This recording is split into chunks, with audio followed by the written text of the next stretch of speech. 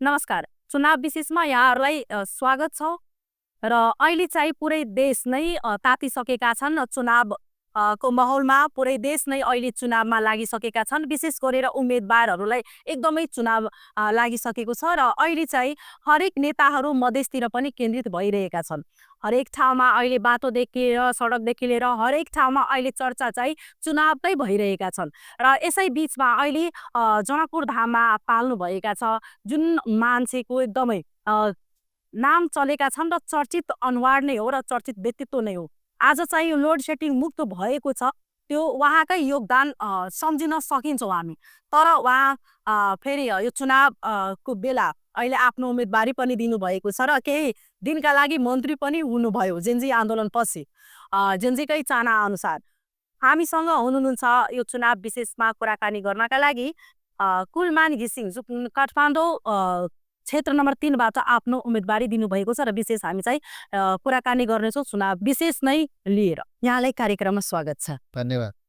अहिले जानकी मन्दिर दर्शन गर्नुभयो, विशेष गरेर जनकपुर आउने मुख्य प्रयोजन के छ यहाँको? जनकपुर आउनुको मुख्य उद्देश्य यो मध्य प्रदेशमा हाम्रो चुनावी अभियान फागुन 21 को चुनावको लागि अभियानको रूपमा हामी सुरुवात गरेका छौँ।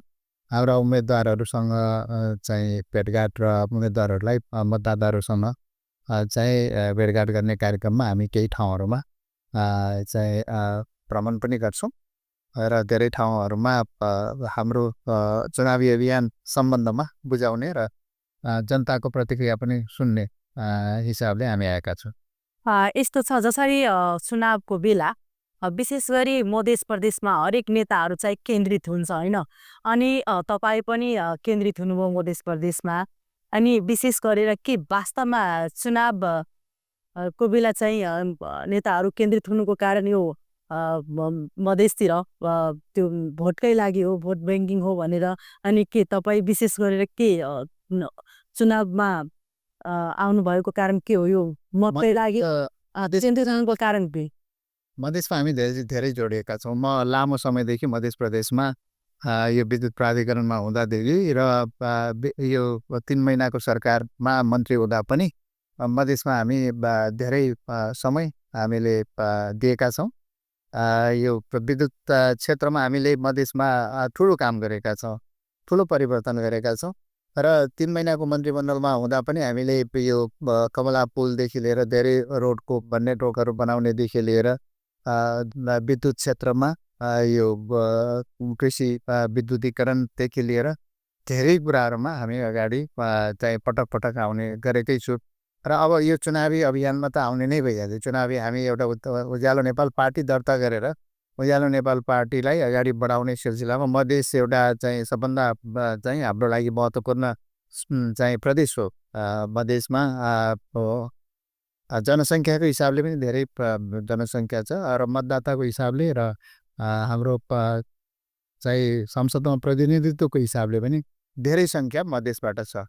त्यही हुनाले अब यसमा यहाँ चाहिँ हामीले सबै आम जनतालाई हाम्रो उद्देश्य, हाम्रो भिजन, हाम्रो चाहिँ चुनाव चिन्ह हामी नयाँ पार्टी पनि भयो। विशेष गरी चुनावकै कारणले अहिले चाहिँ केन्द्रित हुनुभएको हो भने भन्न सकिन्छ। अहिलेको चाहिँ हाम्रो भ्रमण भनेको चुनाव केन्द्रितै हो र चुनाव केन्द्रित हुँदै पनि मधेसका समस्या बुझ्ने र मधेसमा अहिले जति पनि समस्या छन्, विकास निर्माणदेखि लिएर सामाजिक समस्याहरू छन्, त्यो समस्यालाई पनि बुझ्ने र त्यो आगामी चाहिँ सरकारमा गएपछि हामीले त्यो समस्यालाई सम्बोधन गर्नको लागि के गर्नुपर्छ भन्ने जनतासँग प्रतिक्रिया लिने पनि हाम्रो चाहिँ उद्देश्य हो। हजुर, जसरी तपाईँ एउटा आज कतै न कतै यो लोड सेडिङ चाहिँ अन्त्य भएको छ, यहाँकै दिन हो। एकदम राम्रोसँग कुशल मान्छे भएर तपाईँ चाहिँ काम गर्नुभएको थियो र आज चाहिँ यो लोड सेडिङ नै मुक्त भएको छ। तर तपाईँ किन त्यही जुन मन्त्रालय तपाईँलाई डाइरेक्टरमा राखेको थियो त्यही मन्त्रालयमा चाहिँ मन्त्री पद तपाईँ पाउनुभयो, तर त्यसपछि तपाईँ फेरि राजीनामा दिनुभयो। यो यसले गर्दा त अब मान्छेको सोच्ने दृष्टिकोण अलिकता फरक हुन्छ नि। किन, के चटौरो लाग्यो यहाँलाई? के त्यसमा राजनीतिक एउटा हुन्छ नि हावा लाग्यो? किन वास्तवमा यथार्थ भन्दाखेरि पोलिटिक्समा धेरै पावर छ? यस्तो हो, जेनजी आन्दोलनपछिको जुन परिस्थिति आयो नि, त्यो परिस्थिति चाहिँ हामी सरकारमा चाहिँ आउनु पर्यो भनेर चाहिँ सम्माननीय प्रधानमन्त्री र जेनजीमा आन्दोलनमा संलग्न सबै साथीहरूले चाहिँ अनुरोध गरेको हुनाले र यो एउटा जिम्मेवारी बोधका साथ यो एउटा भ्याकुम थियो, एकदमै अप्ठ्यारो परिस्थिति, त्यस विषम परिस्थितिमा थियो। त्यो परिस्थितिमा चाहिँ हामीले जिम्मेवारी लिएर चाहिँ एउटा सही अवतरण गर्नुपर्छ भनेर हामी चाहिँ सरकारमा गएका हौँ र सरकारमा गएर 3 महिनामा हामीले धेरै डेलिभरी पनि दिएका छौँ। हामी 24 घन्टा त्यो सरकारमा गएर डेलिभरी पनि दियौँ र साथै यो सरकारले एउटा चुनावी अभियान, चुनाव हुने वातावरण बनायो, त्यसमा हाम्रो पनि ठुलो कन्ट्रिब्युसन छ। त्यो त्यो एउटा हाम्रो लागि ठुलो एउटा चाहिँ उपलब्धि मान्नुपर्छ। अब चुनाव हुने अवस्था आयो, अब चुनाव हुने अवस्था आइसकेपछि परिस्थिति हामीले त्यो सिर्जना गरिसकेपछि मैले सुरुमै पनि भनेको थिएँ, सरकारमा जाने बेलामा म चुनावमा गएर चुनावमा उठ्छु र म पार्टी खोलेर अगाडि बढ्छु भनेर सम्माननीय प्रधानमन्त्रीले जानकारी गरेर आएको। उहाँले पनि तपाईँ 2 महिना भए पनि आउनुहोस्, 2 महिना यो लाग्यो कि अब सत्ताको स्वाद तपाईँ बुझ्नुभयो, यस्तो लाग्यो कि चुनाव अब फाल्गुन 21 गते हुनै हुन्छ भनेर। अब सत्ताको हुन्छ नि, मान्छेले स्वर लागिहाल्छ, अब यसमा 6 महिनामा फेरि नयाँ नेतृत्व गर्ने मान्छेहरू आउँछ भनेर मैले के लाग्यो, के लागे किन म चाहिँ मन्त्री बन्नै आजको डेटमा आवश्यक छ, जरुरी छ, किन? होइन, मैले त के भनेको थिएँ भने सम्माननीय प्रधानमन्त्रीज्यूलाई म चुनावमै लड्ने हो, चुनाव लडेर पार्टी खोलेर अगाडि बढ्ने भनेर उहाँलाई प्रष्ट जानकारी, उहाँले तपाईँ अगाडि बढ्नुहोस्, अहिलेलाई आइदिनु पर्यो भन्ने हिसाबले भन्नुभयो र त्यो हिसाबले जिम्मेवारी बोधका साथ मन्त्रीमण्डलमा आएर काम गरेँ, डेलिभरी दियो। चुनाव हुने परिस्थितिमा हामीले राजीनामा दिएर आयौँ। यो एउटा परिस्थिति हो र चुनावमै यो राजनीतिमै किन आयो भन्ने कुरा चाहिँ मुख्य विषय भनेको के हो भने यो देशको समृद्धिको लागि, यो देशको परिवर्तनको लागि, आर्थिक रूपान्तरणको लागि र भ्रष्टाचार मुक्त गर्नको लागि, सुशासन कायम गर्नको लागि यो देशमा राजनीतिक नेतृत्व सही हुनुपर्छ। राजनीतिक नेतृत्व जबसम्म सही हुँदैन तबसम्म यो देशमा समृद्धिको कुरा, भ्रष्टाचार मुक्त गर्ने कुरा सम्भव छैन। यो सामाजिक चाहिँ न्यायको कुरा सम्भव छैन। त्यो भएको हुनाले यो देशमा राजनीतिक नेतृत्व सही गर्नको लागि र राजनीति दुर्गन्धित छ, राजनीतिमा अँध्यारो धेरै छन्, यो दुर्गन्धलाई हटाउनको लागि, राजनीतिलाई सफा गर्नको लागि पनि सही व्यक्तिहरू आउनुपर्छ। हामी आउनुको अर्थ के हो भने राजनीति पनि उज्यालो हुनुपर्छ। राजनीतिभित्रको अँध्यारोलाई हटाएर उज्यालो ल्याउनुपर्छ। अब हामी चाहिँ भनिरहने यो देशमा केही पनि भएन भन्ने र चुप लागेर बस्ने परिस्थितिले गर्दा आज चाहिँ गलत मान्छेहरू चाहिँ सरकारमा पुग्ने, नेतृत्वमा पुग्ने चाहिँ भएको छ। त्यो भएको हुनाले सही व्यक्तिहरू र चाहिँ युवा शक्ति चाहिँ अहिले राजनीतिमा आउनुपर्छ र हामी पनि आएका छौँ। यो देशलाई परिवर्तन गर्नको लागि, यो देशलाई आर्थिक रूपान्तरण गर्नको लागि र सुशासन कायम गर्नको लागि हामी आएका छौँ। यो हाम्रो मुख्य उद्देश्य, हामी राजनीति गर्न आएका होइन, यो देश परिवर्तन गर्न आयो, यो देश समृद्धि गर्न आयो, यो देशमा विकास निर्माण गर्नको लागि आएका हौँ। राजनीति एउटा माध्यम हो, राजनीति माध्यम, त्यो माध्यम बिना हामी माथि पुग्न सक्दैनौँ, त्यो नेतृत्वमा पुग्न सक्दैनौँ। जबसम्म right man in right place, सही व्यक्ति चाहिँ त्यो नेतृत्वमा पुग्दैन, मन्त्री सही हुँदैन, तलसम्मको व्यक्तित्वहरू सही हुँदैन। मैले सधैँ भन्ने गरेको छु, right man in right place in right time भनेको राजनीतिक क्षेत्रमा पनि हुन्छ, अरू ब्युरोक्रेटिक क्षेत्रमा पनि हुन्छ। सबै क्षेत्रमा सही व्यक्तिहरूको ले नेतृत्व गर्नुपर्छ। सही व्यक्तिहरू हामी चाहिँ नेतृत्वमा जान्नौँ, राजनीति दुर्गन्धित छ हामी जान्नौँ भन्यो भने अब गलत व्यक्तिले सधैँ लिड गरेको हुनाले यो देशको आजको स्थिति आएको हो। त्यो कारणले अब परिवर्तनको लागि हामी अगाडि बढ्नुपर्छ भनेर आएका छौँ। तपाईँ मन्त्री भएर राज्यको स्रोत साधन दुरुपयोग गर्नुभयो, त्यस्तो पनि आलोचना आयो, त्यसबाट पनि मन्त्री पदबाट तपाईँ राजीनामा दिनुभयो, त्यो आलोचना छ, के भन्न चाहनुहुन्छ यसमा? सम्माननीय प्रधानमन्त्रीले अस्ति आफ्नो स्टेटमेन्ट पनि दिनुभएको छ। मन्त्री भएर 3टा मन्त्रालय सम्हालेर मैले 18 घण्टा दिनमा काम गरेको छु। देशव्यापी रूपमा 3टै मन्त्रालयको जिम्मेवारी वहन गरेर काम गरेको छु।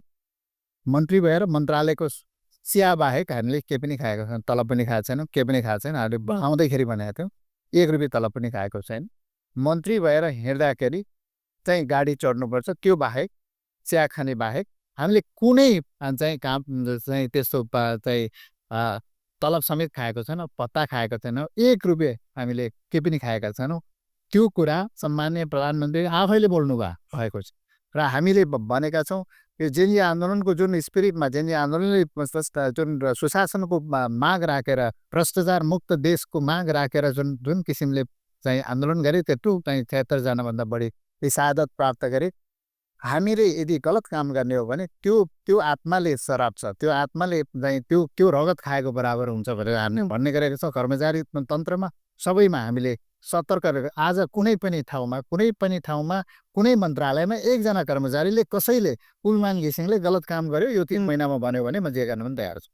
यो तपाईँ राजपासँग एकता भङ्ग आएपछि सभापति रामी लामिछानेले के प्रतिक्रिया दिनुभएको भने कि तपाईँ धेरै लोभ गर्नुभयो होइन, तपाईँ राजसपालाई कम्युनिस्ट बनाउन खोज्नुभयो के हो यथार्थ के छ यसमा? अब लोभ कसले गर्यो भन्ने कुरा म चाहिँ भन्छु। अब मैले प्रधानमन्त्री कसैलाई मानेर गएको हो, किन प्रधानमन्त्री डिक्लेयर गरेर गएको है, क्या सहमतिमा प्रधानमन्त्री कसैलाई बनाए। रासोपा चाहिँ सभापति चाहिँ रासोपाको चाहिँ रवि लामिछाने हुनुहुन्छ, उहाँलाई मानेर गएको हो। र राष्ट्रिय स्वतन्त्र पार्टीको घन्टी चिन्ह पार्टीको नाम एउटै बनाएर त्यही पार्टीमा मिसिन गएको हो किन। र मैले चाहिँ उहाँले जे भन्नुभयो उपाध्यक्ष दिन्छु भन्नुभयो, ल उपाध्यक्ष ठिकै, म पनि एउटा जिम्मेवार व्यक्तित्व हो त, एउटा शक्ति एउटा चाहिँ एउटा डेलिभरी दिएको व्यक्तित्व हो नि। ल उहाँले जे भन्नुभयो त्यो पनि माने। पछि त्यो पनि चाहिँ त्यसमा पनि के चिज गर्नुभयो, मलाई एउटा साधारण सदस्यमा राख्नुहोस् र चाहिँ मिलाउनुहोस् भनेर मैले उहाँलाई भनेको छु। त्यो कुरा चाहिँ उहाँलाई मैले फोनमा भनेको छु, कुरा गरेको छु। साधारण सदस्य भएर एउटा वरिष्ठ नेता बनाएर राख्नुहोस् भनेको।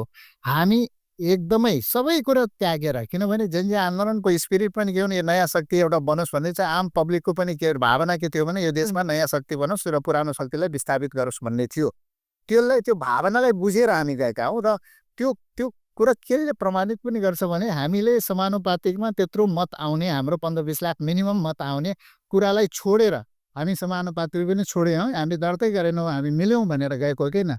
हामी त एकदमै शुद्ध मनले गएको। अब त्यत्रो जाँदाखेरि 12 दिनसम्म अल्मल्याएर अनि त्यसपछि सर्लक्क चाहिँ उहाँहरूले चाहिँ यो विभिन्न चार्ज लगाएर हामी पदको लोलुपको कसरी भन्छ, पद चाहिँ जसले पदै लिएको छैन त्यो सहमतिमा हामीले पद लिएका छौँ, पदको कुरै गरेका छैन। म एउटा चाहिँ साधारण सदस्य भएर जान्छु भनेको छ। अब कम्युनिस्टको समाजवादको कुरा त कसले गएको छ र, त्यो यस्तातिर पनि कुरा गर्ने हो।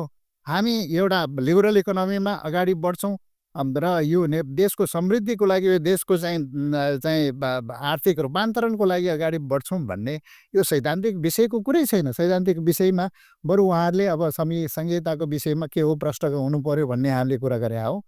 अब मधेसमा पनि संहिताको विषय रासोपाको केयर छैन भनेर भन्नुभएको हुनाले प्रश्न हुनु पर्यो भनेर भने हौ। अरू कसरी अहिलेको जमानामा समाजवादको कुरा कसरी आउँछ, साम्यवादको कुरा कसरी आउँछ, कम्युनिस्टको कुरा कसरी आउँछ। हामी भनेको एकदमै चाहिँ सेन्ट्रिस्ट फोर्सको रूपमा हामी दायाँ बायाँ भन्दा पनि हामी देशको समृद्धिको लागि कुनै आइडियोलोजी कुनै दर्शन भन्दा पनि देशको समृद्धिको लागि यो देशमा रोजगारी सृजना गर्नुपर्छ, यो देशलाई परिवर्तन गर्नुपर्छ, देशलाई आत्मनिर्भर गर्नुपर्छ भनेर चाहिँ त्यो चाहिँ उद्देश्यका साथ आएको व्यक्तिलाई कुनै एउटा चाहिँ आइडियोलोजी कुनै चाहिँ दर्शनमा चाहिँ माग पुरा गरेर छुट्यो भनेर योभन्दा चाहिँ गलत कुरा के हुनसक्छ। यो कुनै पनि हालतमा त्यो नेपाली जनता कस्तो हो भने जबसम्म तपाईँ पोलिटिक्समा लाग्नु भएको छैन भने वाहवाही गर्ने, पोलिटिक्समा लाग्दाखेरि त्यसपछि आलोचना हुन्छ, भोलि गएर चाहिँ कुलमान घिसिङ चाहिँ गाली खान सक्नुहुन्छ। होइन, राजनीति दुर्गन्धित छ, धेरै दुर्गन्धित छ, राजनीतिमा अँध्यारो छन्, हामी पनि बुझेका छौँ। धेरैले मलाई सजेसन दिन्थ्यो, तपाईँ किन राजनीतिमा आउनुहुन्छ, राजनीति किन आउनुहुन्छ, राजनीतिमा नआउनुहोस् तपाईँ बिग्रिन्छ भनेर। अब हामी चाहिँ देश बनाउँछौँ, हामी केही अनुभव गरेको, केही चाहिँ लिडरसिपमा अनुभव भएको, म्यानेजमेन्टमा अनुभव भएको र एक्सपर्टको रूपमा थाहा पाएको, करिब 30 वर्ष मन्त्री प्रधानमन्त्री सबैसँग चाहिँ एउटा अनुभव गरेको, ब्युरोक्रेसीमा अनुभव भएको, केही गर्छु भनेर केही गर्न सकिन्छ, यो इम्प्लिमेन्टेसन यो कार्यान्वयन पक्षमा गर्न सक्यो, एउटा भिजन लिएर गर्न सक्ने व्यक्तिहरूले चाहिँ यो राजनीति सफा गर्न सकेन भने अब त्यसपछि हाम्रो भविष्य के हुन्छ त। त्यो भएको हुनाले हामी राजनीतिमा आएको भनेको गलत काम गर्नलाई आएको होइन, यो देश बनाउनलाई। मेरो व्यक्तिगत कुरा गर्ने हो भने म अहिले पनि एउटा अनुभव एउटा विज्ञताको हिसाबले म कुनै पनि चाहिँ एउटा इन्स्टिट्युसनमा वर्ल्ड ब्याङ्क यदि अथवा कुनै पनि इन्स्टिट्युसनमा राम्रो स्यालेरी लिएर मेरो जिन्दगी अझ राम्रो गरेर बिताउन सक्छु। तर म यो चुनौती लिएर यत्रो चाहिँ च्यालेन्ज लिएर म किन आइरहेको छु भने यो देशमा केही पनि भएन। यो देशमा अगाडि बढ्नुपर्छ, अगाडि हामीले केही गर्नुपर्छ, बाँकी जीवन चाहिँ यो देशैको लागि समर्पित गर्नुपर्छ भनेर आएका हौँ। सच तपाईँ काठमाडौँ तिनबाट आफ्नो उम्मेदवारी दिनुभएको हो, त्योमा पनि नयाँ पार्टी छ, अहिले सङ्गठन त्यति चाहिँ मजबुत भएको छैन। पाले पालो चाहिँ एमाले र नेपाली काङ्ग्रेस जित्दै आएका छन् र योचोटि धेरै प्रतिस्पर्धा छ, त्योमा पनि अहिले नयाँ पार्टी भनौँ अथवा नयाँ मुहार नै भनौँ राजसपाको धेरै चाहिँ अहिले चर्चा छ, त्योमा पनि बालेनको। अनि कसरी तपाईँ लिनुहुन्छ यसलाई?